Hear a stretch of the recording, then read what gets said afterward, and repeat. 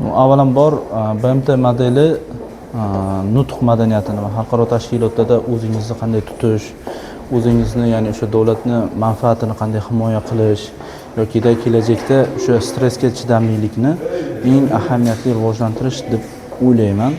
Va eng kerakligi xalqaro hujjatlarda memorandum tuzishda o'zingizni qanday tutishingiz, qanday memorandumlarni to'g'ri tuzishni o'rgatadi. Mani fikrimcha eng asosiy nuqta bu til bilish. Chunki albatta BMT modeli ko'p tilda, ya'ni eng asosiysi ingliz tilida yoki fransuz tilida bo'ladi. Bunda til bilishning eng muhim joyi. Keyin ikkinchidan BMT modelida eng yaxshi spiker bo'lish birinchi o'rinda davlatingizning manfaatini to'g'ri himoya qilish. Uni qanday yo'llar tanlaganligi, nima uchun tanlaganligini to'g'ri dunyo delegatlariga tushuntirib berish deb o'ylayman. Hozirda ko'ryapmiz, dunyoda bo'layotgan voqealarda yoshlarning o'rni juda muhim.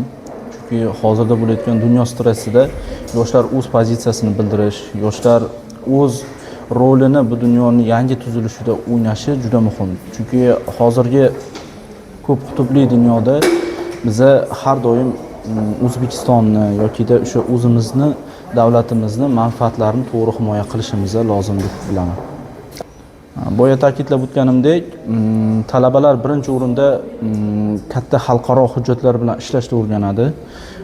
Bunda keyin diplomatik notiqlik, ya'ni diplomatik to'g'ri o'zini tutish yoki o'zini qanday katta ommani oldida, katta lavozimli insonlar oldida yoki eng yaxshi o'zini sohasi odamlari bilan uchrashganda qanday o'zini tutish yoki ular bilan qanday fikrlashish, shu narsalarni eng asosiysi beradi. Albatta talabalarni bunday tadbirlarda ishtirok etishi universitetning nufuzini oshiradi.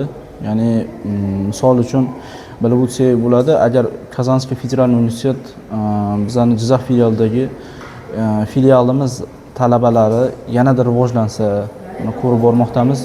Talabalar juda xalqaro tashkilotlarda ishtirok etishyapti. Tibbiyotda ayniqsa o'zlarini yetuk bilimlarini, o'zlarining eng peshqadamligini ko'rsatib bormoqda.